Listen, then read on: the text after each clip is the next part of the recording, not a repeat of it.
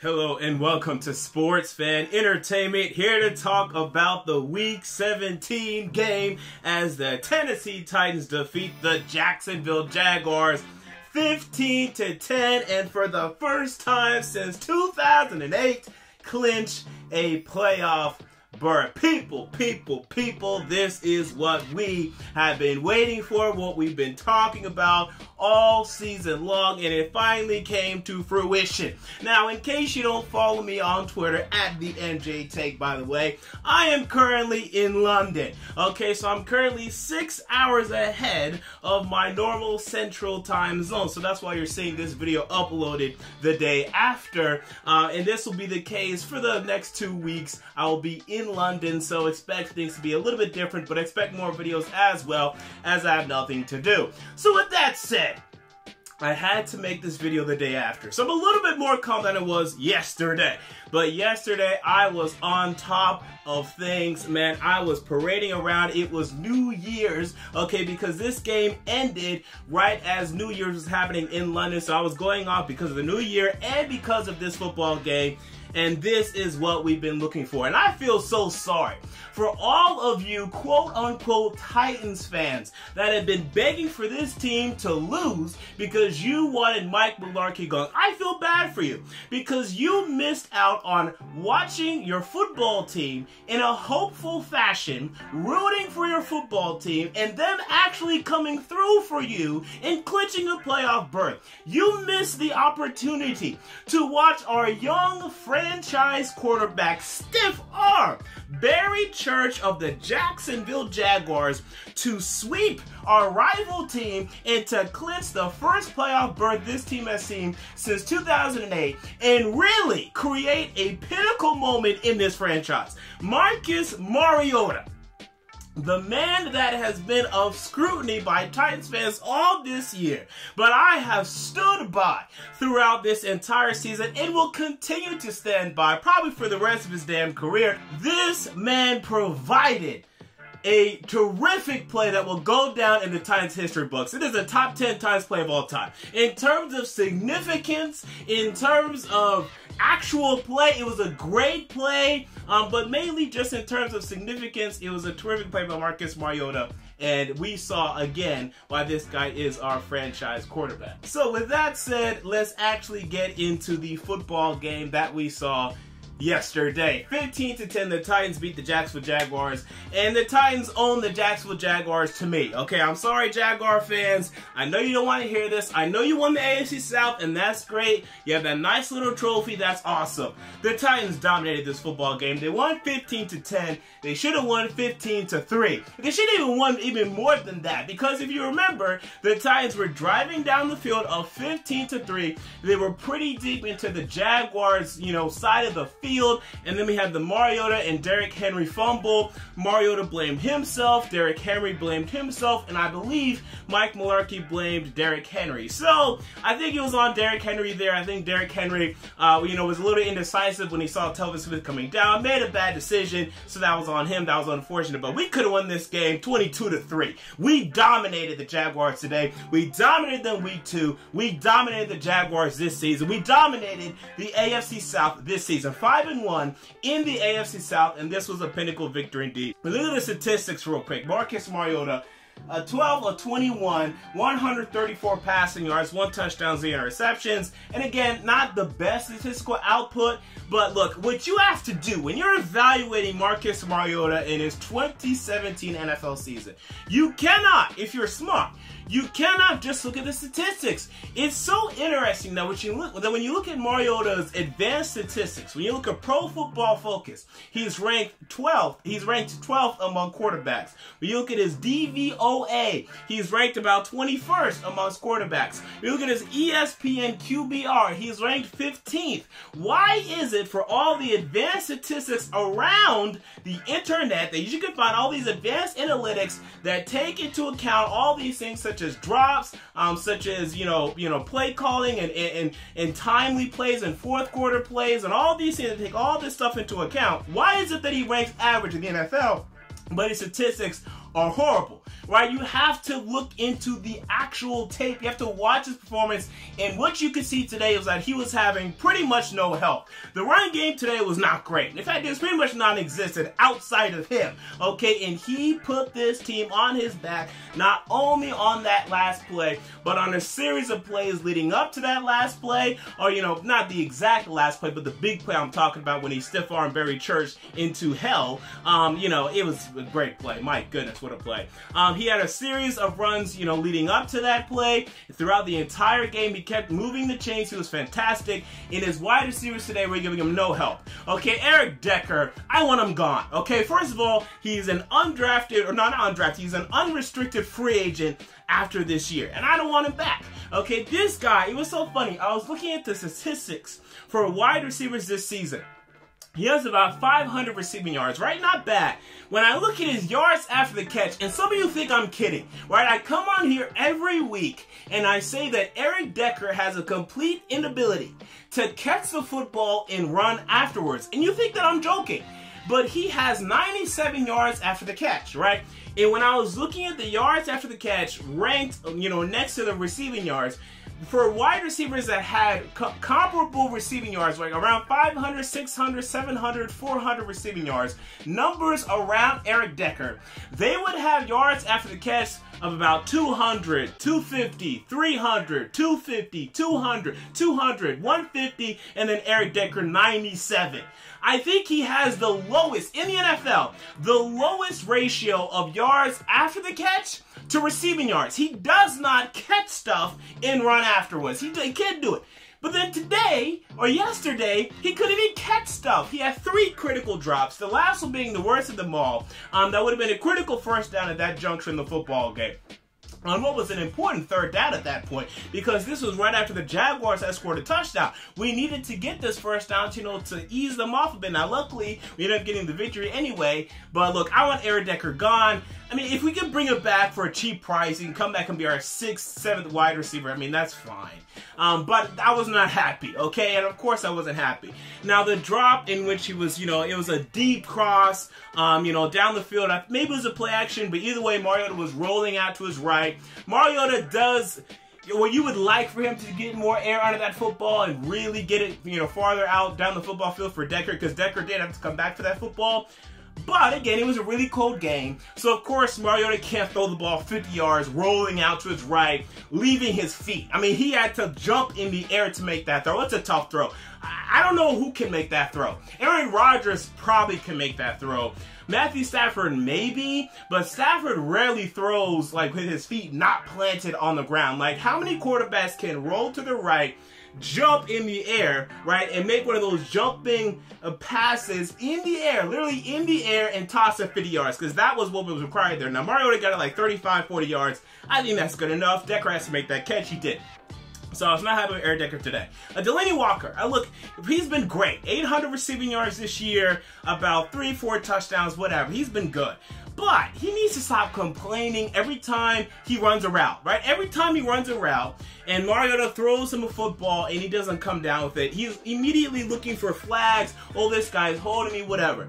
Dude, you're huge. You're 6 foot. You look like you're damn near 270 pounds, right? This guy's huge, Delanie Walker. You can get away from these holds, okay? You have the ability, you have the physical nature to beat these holds to a certain extent. I mean, I'm not saying he should beat every hold, but I'm kind of getting sick of him always looking for penalties. Just beat them off the line of scrimmage, dude. You're stronger than most of these cornerbacks and strong safeties and inside linebackers that are covering you. You're stronger than almost all of them, dude. You're freaking huge, okay? He finally took off that dark visor, so I like that. Okay, now he can see again, but start making some more plays, because we're going to need that next week against Kansas City. I love saying that. So the wide receivers said they weren't great. Move to Derrick Henry in the running game today. Derrick Henry was, I thought, actually pretty good. Now, if you look at the statistics, you will not be impressed. But again, this is why you actually have to watch the game. He had 28 carries for 51 receiving yards. He had 0 touchdowns, and that was it. But he started this game horribly, and it really wasn't much of his fault, right? He started this game like 4 carries for negative 15 yards. Now, and you saw that horrible like negative yardage run. It was like negative 16 yards. Now that was partly on him. Partly, I mean, he was screwed over from the beginning. It was like a negative 9-yard run from the beginning. But then he tried to reverse field and all that stuff. Look, dog, I know you have dreads and you play for the Tennessee Titans. You ain't Chris Johnson. Even Chris Johnson would try to do that at times and he wouldn't get away with it. Okay, so you ain't getting away with that, Derrick Henry. And also at other times, he loves to do that, actually. He loves to try to reverse field. And it did work, I think, once in this game. I know it worked at least once in this game, maybe even twice, but I think what he needs more reps. He needs more carries because Derrick Henry is a guy that just came out of college, right? Only 2 years ago at this point. He doesn't really know the extent of a lot of these NFL players' athleticism, and that hurts his decision-making a bit. But once he can get more, like, reference points and more knowledge and experience, you know, more feel out there on an NFL field, he'll make better decisions. Like, I can believe that. I buy that. So let's get him some more carries. There is no reason why he should not be the starting running back for this football team next year unless we go out and get Le'Veon Bell, which I would be fine with, but I doubt he should be the starting running back. Let him develop and gain the experience here, and then he will have better decision making, because that does piss me off from time to time. I love that he's trying to make a play, and it did work in this game, because again, one time he did reverse field. He was able to cut around this, this strong safety that was coming down, and he was able to get, about 5-6 yards on a play in which he probably should have lost 3 or 4, and I love that. But you still see, some problems with his decision making there, which I don't love. Let's move on to the defense. Avery Williamson has stepped it up, man. He has really stepped it up. He was above average today. He was not average Williamson today. I keep saying today as if the game was today, but I don't know. I'm used to it, so I'm going to keep saying it.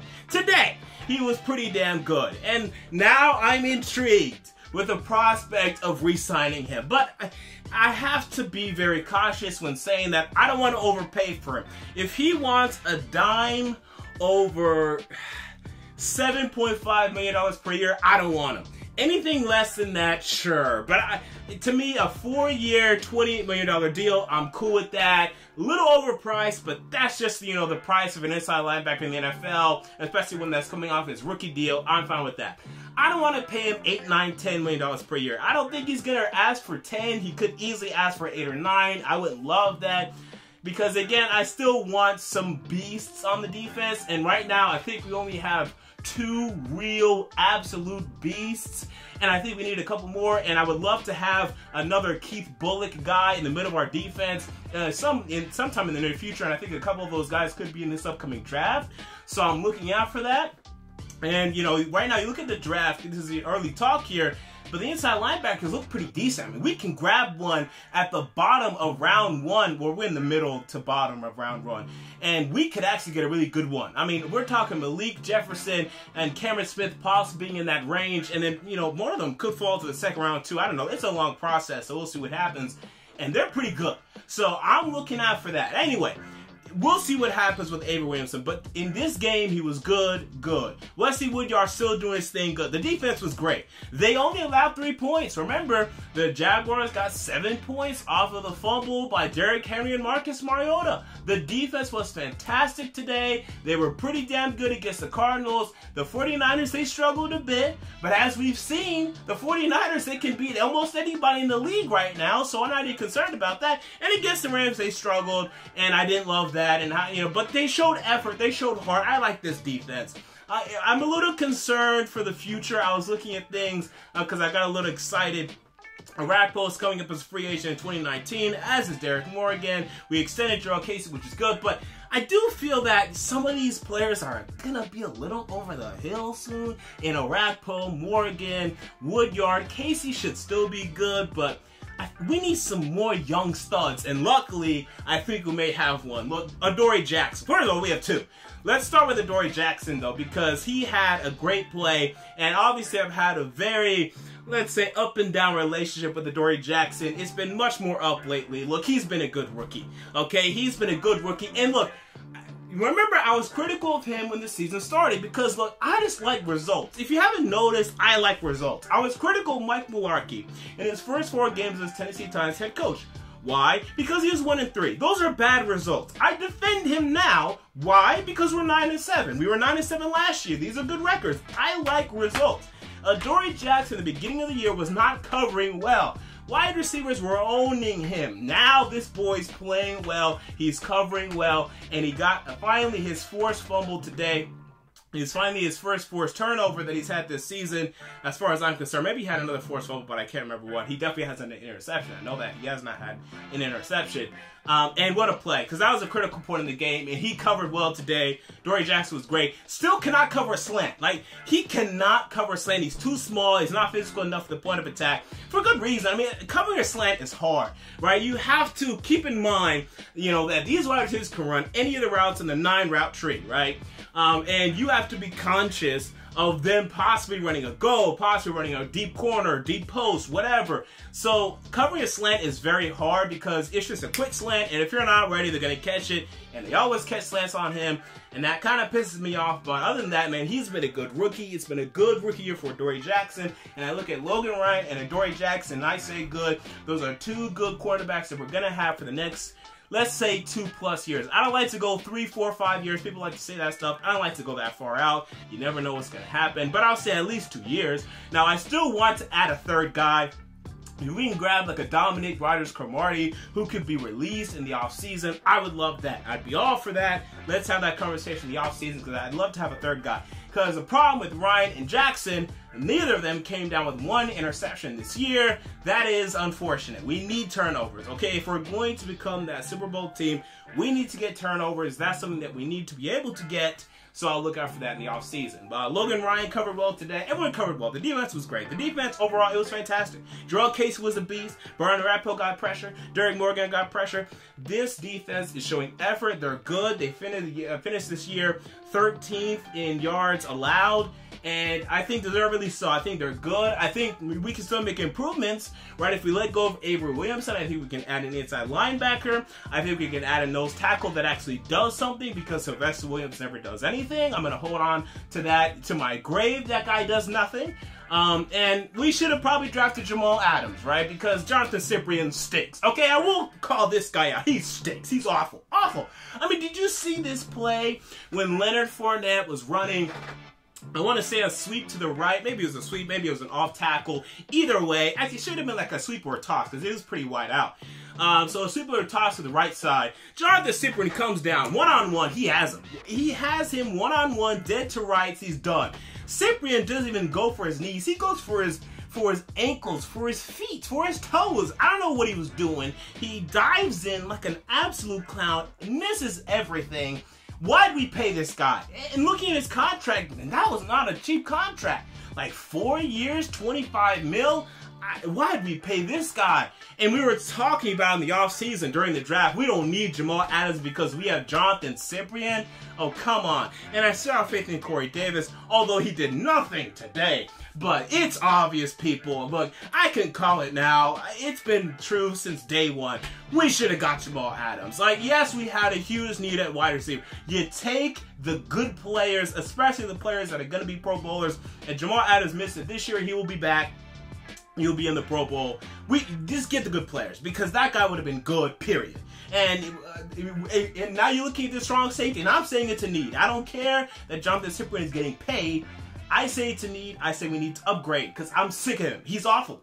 Jonathan Cyprien is terrible. He's done nothing. I haven't seen anything. And that play exemplifies and embodies everything that he's done for this franchise. It's just been awful. Whiffing I've not seen a player whiff this much in a Titans jersey since Michael Griffin. I mean, that's how bad it's been, Jonathan Cyprien. So that's the defense. That's the offense. Playoffs. Okay, playoffs in Tennessee, people. And again, I feel sorry for all of you people that have been rooting against this football team.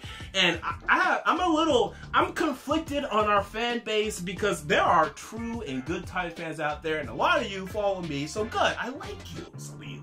But some of y'all that root against our team, I mean, you're missing out on this? You know how nice it was to wake up knowing that, okay, this is it. Win and get in. Titans, can they show up? I've been rooting for this team. I've been rooting for Derek Morgan and Jarrell Casey and Marcus Mariota for years. for years and years and years, and they failed and failed and failed. And I went back to last season. For those of you that were following me then, remember what happened in week 16 against this very team? When we thought we were headed to the playoffs again, and we saw yet another example of the Titans coming up short, coming up flat, as they lost to the Jacksonville Jaguars, this football team right here. And Marcus Mariota broke his leg. And didn't you feel in that moment that, man, just a bit, you don't have to truly believe it, but just for a moment, you felt, man, why is the universe against us? Why can't we just get it done? Why can't we just do well? Why is the universe so against my football team? Will we ever live up to our potential? Will we ever, reach the playoffs again? Because it seemed so easy for us to make it last year after we beat the Chiefs and the Broncos, and then we lost to the Jaguars, and that was it. And then Mariota breaks his leg too. Adding on to that, it just felt like the universe was beating us down. But for once, to actually wake up in anticipation of a football game in which the Titans had the ability to win and get in, and for them to actually get it done, that's a beautiful thing, man.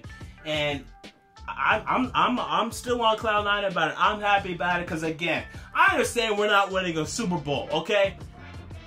But there is a shot, okay? Because we are one of the last 12 teams. There's 12 teams. There's only 12 teams, and we're one of them, people. Everyone is going to be watching one thing next Saturday at 3:25, and that is the Tennessee Titans traveling to the Kansas City Chiefs. And I'll make a separate video previewing that game. The first playoff game this football team has seen in 9 years. And people, we got a shot. Okay, and this is not homerism, this is not bias, because people. Let me just give you a preview of what I'm going to talk about in that video. Simply, we beat them last year in Kansas City when they were a better team. They were 12-4, and we beat them there, and they could not believe it. There is one way you beat the Kansas City Chiefs. You slow their run game, and we got a top 7 run defense in the NFL. We could do it again. And Marcus Mariota, if he makes another play like this, plays like he made today, if he can repeat them next week, man, instead of being one of the 12 teams left in the race, we could be one of the 8, and then we're probably screwed. But it would be nice to have our first playoff win since 2003, as we now have our first playoff appearance since 2008. Playoffs. We're here. We got it done. Everything's good. We'll talk about the Chiefs game this week. I'll probably have a video up, let's say Thursday, maybe Wednesday or Thursday. We'll talk about it then. Until then, appreciate it, love it. This is what we've been waiting for. Just think back to last year, week 16, when we questioned if we were ever going to be able to do anything because the universe was so against us. Think about last week. Think about this. This is so beautiful. Is this not beautiful? Marcus Mariota last week had a chance to win that football game, right? He dropped back. He looked to his left. Lenny Walker was open. He could have hit him, right? Was a little hesitant. Went back to his right. Tried to make a play. Failed. He thought about that. All week, all game, this game, that play. I'm sure he was thinking, last week, I let it slip, not again. And he got it done. And that's beautiful. This is our franchise quarterback. Until next time, guys, this has been MJ of Sports Fan Entertainment, and I'm out. See you all later.